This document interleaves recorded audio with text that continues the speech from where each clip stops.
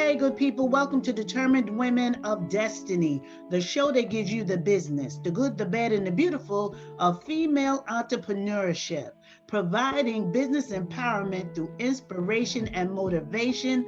I am your host, Yvonne, the Motivator Man. Well, we are in January, everybody, and I don't even want to hear anything about your New Year's resolutions. But what I do want to do is to help you resolve some things. And today's show is going to help you resolve some of your money issues. I want my guest to come on in here, introduce herself, and let you know exactly what she does. Hi, everyone. Thank you so much for having me, Yvonne. It is such a pleasure and it is a blessing to be on here. Thank you so much. My name is Elissa Costanza. I am the owner and founder of She Does Credit. I am the she and She Does Credit. So I do help with credit restoration and financial literacy services. And I am also a realtor and work with the mortgage industry so I could help more and more people obtain home ownership and learn about building your wealth and financial literacy. Well, I'm glad you told me the second part because I know you did credit repair, but I didn't know that you were into real estate.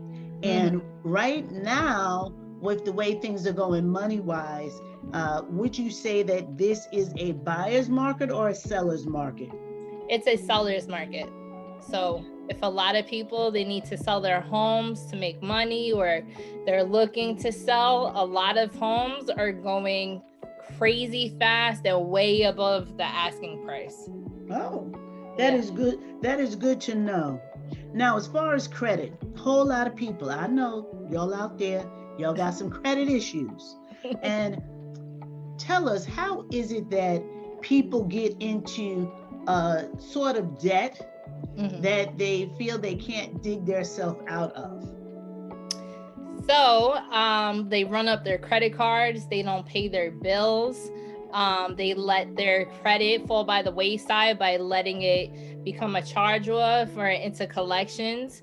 They don't know how to budget or, spend their money or really knowing how to save.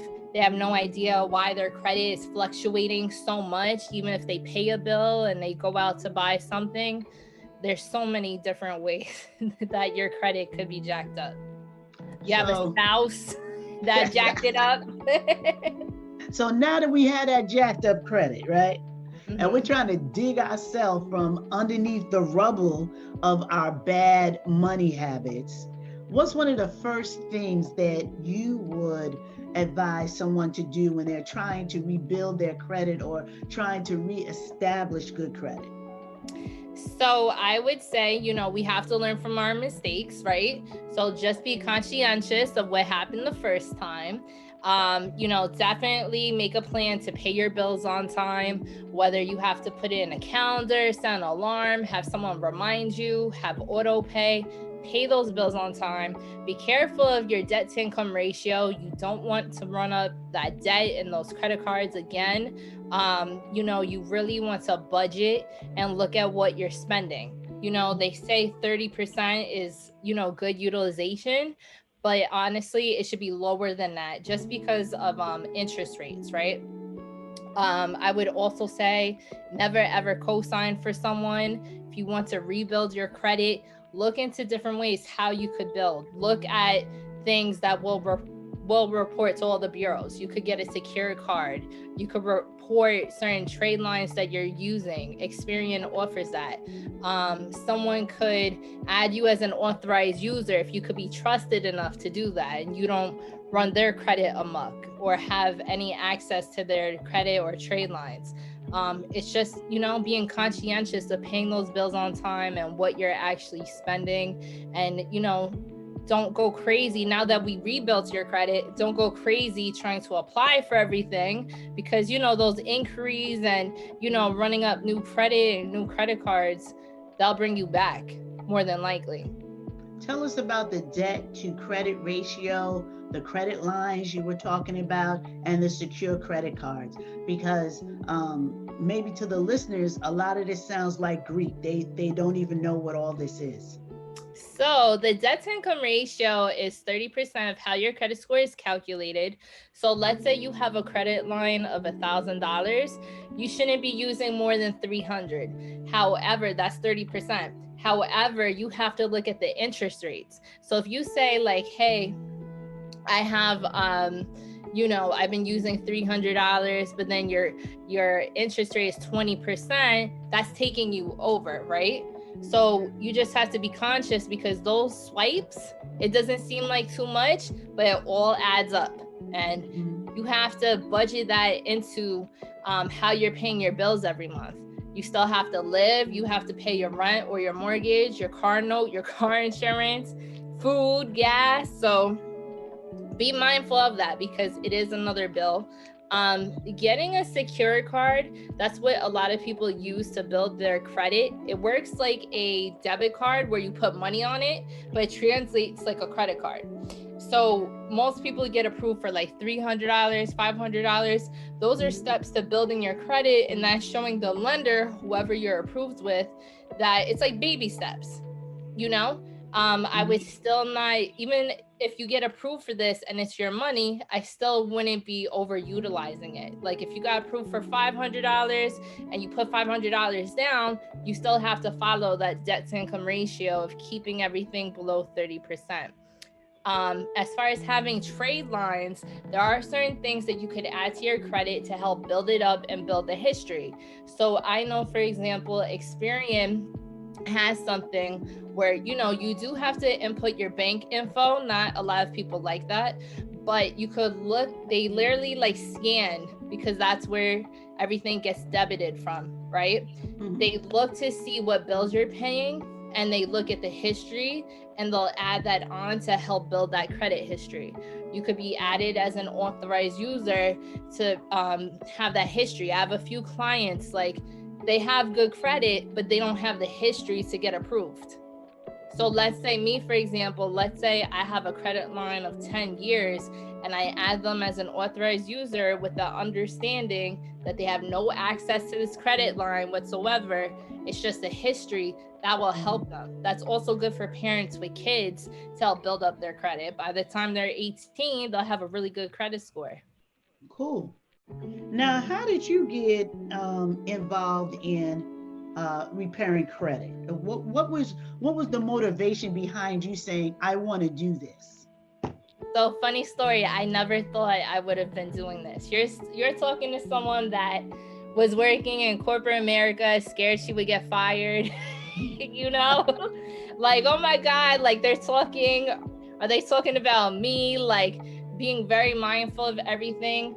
I really did not plan this. It kind of just happened and I fell in love with it. So I was looking to purchase a home. It was a really big goal and dream of mine to purchase a home, but no one could tell me what the steps were needed to get a house. They would just say, have good credit, 2 years working history. They need your pay stubs and your tax returns and you're good. But I knew I didn't really have credit like that. I was like in the 500s at that time. And someone reached out to me about her services, but I was putting it off because I'm like, I was going through some things. I'm like, listen, maybe not now, but I was researching how to get a house and I came across first-time homebuyer programs. Once I found out about that and the deadlines, I jumped right to it. My score went up 69 points in that first month. Then I knew about the power of credit and fell in love with it, especially, I'm on the younger side. So I just turned 30. A lot of my friends and family, they wanted to move and just think that by moving, they're solving their problems because New York's expensive. But the key is financial literacy. So I was approved for $100,000 combined of different down payment assistance programs. And I was like, wow, that's a blessing. So just by, putting in the power of credit and financial literacy, we have so much in our hands, but we just have to get it. So I started telling everyone about it. Fast forward, I was let go from my job they knew I had a business, but it was a blessing in disguise, like I just took this, I ran with it. I became known as She Does Credit because that's how people would refer to me. And it's on from there. Great. Mhm. Now, what do you enjoy most about the work that you do? I really love helping people to achieve their goals and knowing that it's possible. And I love teaching them new things.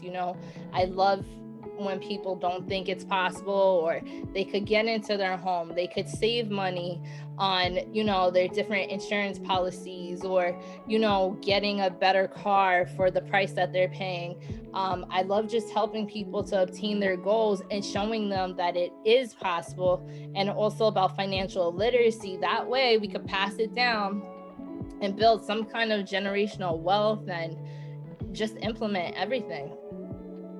Well, we're going to go to break, but when we come back from break, I want you to get more into generational wealth and how we can create it, and even how we can teach others, like our family members and our children, how to get our credit straight, how to get our money straight, and just how to obtain some of these goals and dreams in life. We'll be right back after this break. Ladies, your skin is dry, it's itchy, it's red, you don't know what to do, you need something healthy, you want something to soothe it, you want something to heal it. Then you need to go to www.skinintimacyco.com. All natural products to heal every skin condition you have. Don't let this winter have you out here looking ugly. Get your skin together at skinintimacyco.com.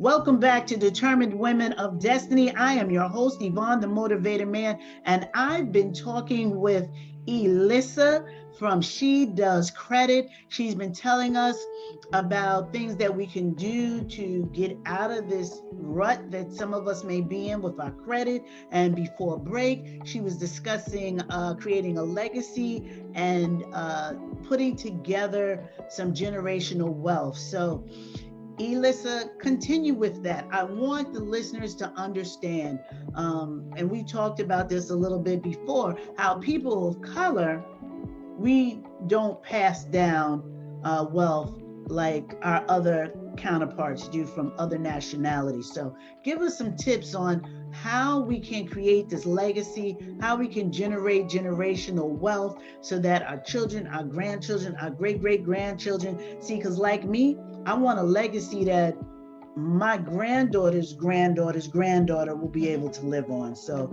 give us some tips about that. So, that is so huge, because a lot of people work hard, but they're working hard for other people, not realizing you're doing for them what you want to do for you and yours, right? So a huge way to pass down your legacy, there's a few different ways. First and foremost, you want something to pass down. It could be real estate, right? Owning something that you could actually give to someone. Having a business, you can't pass down your job, but you could pass down your business. That's deep. That is real deep, because everybody wants to work 20 years and retire. So you retire to do what? Sit down and watch TV? Yeah. Or because, well, I worked hard for 20 years. Okay, so you retire, you sit down and you watch TV. But what are you leaving? Right. Just a legacy of, like you said, of working hard. I'm sorry, this may sound lazy. I don't want to work hard, but I do want to make some money. Really, I knew from a kid I never wanted to do those 20 years and retire, because I watched my parents, kill themselves just to make it to that 20-year mark. And my father literally was retired 2 years before he died. Wow. And he worked 35 years. Wow. To retire 2 years and be gone. I watched him save up for 10 years for this massive fishing trip, because my father loved to fish. Mm-hmm. And every year, his income taxes would go to this fishing trip. And he retired, and the next year he said he was going on this fishing trip. He got his friends together. They were going to do it. The fishing trip was scheduled for August 28th of 2000. My father died August 1st, 2000. Oh my goodness. And he could not get his money back. Wow. So he saved up all that money to go on this great fishing trip. I mean, luckily, one of his other friends was able to, go in his place, but he saved up all that money to enjoy something he never did. Yeah. Never. And how sad is that? Because when he was saving, he was looking forward to it, but it wasn't something that he was putting down that he could leave. So you're absolutely right. We have to leave businesses. We have to leave stocks, bonds, trust, all that other stuff, so that our children and their children and their children are taken care of. That's what a legacy is, Absolutely. Absolutely. And I could kind of relate too, because my father went to retire. He worked so hard for this company, putting, it's a lot on your body. And he got sick, and it's like, he retired about 7 years ago, and it's like, you can't really enjoy it, because it's like, now it's like the doctors ask you, what were you doing? What could lead up to this point, Something that I will say, that with my family, I'm extremely grateful that they taught me some kind of financial literacy. They put me through college, they put me through school. They didn't want me to come out with debt at all. I had to take out a student loan. It was only like $15,000, but that's just because I didn't want to ask them for anything else. And the prices for my school went up. I went to a private school that's now closed, but still. The thing is that a lot of people don't recognize or realize that the money that we're spending, right now could be used towards something else. You can't leave behind, like, yes, when my grandmother passed, she left me behind some jewelry. I got to take, what I wanted, right, in respect to my other family members. But, that's all great and materialistic things, personalized items. But it's like, when people pass away, especially, they don't realize they're handing down debt. Yes. They're handing down debt. Right. When my grandfather passed, him and my father share the same name, and my dad's the firstborn. So guess what? The bill collectors were coming from my father. That's right. You got to figure out how you're going to pay these people. And a lot of people honestly don't have life insurance. They don't think that, God forbid, that's another way to build wealth, actually, is through insurance, life insurance. It's not that expensive, okay? It doesn't have much to do with credit, but actually It does a little bit, because you know what? They could do a financial analysis. If you claim bankruptcy, if you go bankrupt, they're looking to see, like, if this is your next move to take out a policy and cash out on that. That's something I would like to bring up. So, you really just want something that you could pass down, and just to make sure your family's secure. That's through real estate, that's through business, yes, through credit. If when I have a child, I want to be able to build their credit, that by the time they're 18, we could establish some type of business. They could venture off into whatever they want to, respectively, within means. With real estate, we could pass down commercial buildings. We could pass down those businesses. We could pass down homes. Like, God forbid something happens, there's some equity in the home. That's an asset. You can take it out. Absolutely. Absolutely. My mother and father, they did that 30-year. My father bought the house on the GI Bill. They paid their house off, in that 30-year period. They were so proud. And the funny thing is, they never touched their equity. Yeah. So all that money that was in that house, they were never able to utilize it. Why? Because no one ever told them there was equity in their house. And that's the thing that kills me. People aren't. But I told my mother that. I said, you probably lost about $100,000 in equity. And she's like, what are you talking about? I said, Ma, your house generates money. You never touched that money. So that was money that the bank just had. They made money off of you paying your mortgage. For you doing that 30 years, they made $100,000 off of you. And she just couldn't understand it. And she's like, no, you don't touch your house because you'll lose it. Because, people of a certain age, their biggest fear was losing their house. Right. People our age will hit our house over and over and over and over again because we know that our house creates wealth for us. So you can hit that house and send a kid to college. You can hit that house and give your child some money to get married. You can hit that house and give your child some money to put in the bank. You can hit that house and buy another house. And people don't see it that way. I just have to pay my house off in the 20 or the 30 years and I'm good. We always think about the end result, but we really don't think about the end result. You're thinking about, I want to pay this house off for 20 years. But in between time, what do you do? And we don't think about retirement until we're ready to retire. I mean, now. And you're like, okay, well, I'm 60. What am I going to do? Well, what was you doing at 40? What was you doing at 30? Well, I wasn't thinking about that because I was just trying to pay bills. We have to get to the mindset of there's more to life than going to work and paying bills. Right. To survive. Listen, I don't need the Gucci bag. Trust me, I can get my bag from Sears. I can get my bag from Target. As long as it's nice, I'm good. Ain't gotta have nobody's name on it. You need a name, go to Off the Rack and Macy's. But when you think about all that money you put in stuff, just to put on your body, that's money that you could be putting somewhere to save it, to build a legacy. Absolutely. And I'm not saying anything's wrong with designers. Do it if you can afford it. But if you have $400 to buy a designer bag, and I'm sorry, I hate to bust your bubble. The designer bag that you buy from Macy's is still a knockoff. It's just made very well from Macy's. Yeah, really? I'm gonna give you that tip. Yeah. Wow. The $400 you buy for a pocketbook is $400 you can invest to turn into $1,000. Right. So what would you rather have, a $400 pocketbook or $1,000 where you can buy a $400 pocketbook and still have $600 and then invest another $400? And not to sound judgmental or anything like that, because I'm not here to judge anyone. No. But I will tell you from my experience and dealing with a lot of people and having a lot of clients, it's most of the time people look like they got it together, and in actuality, they don't.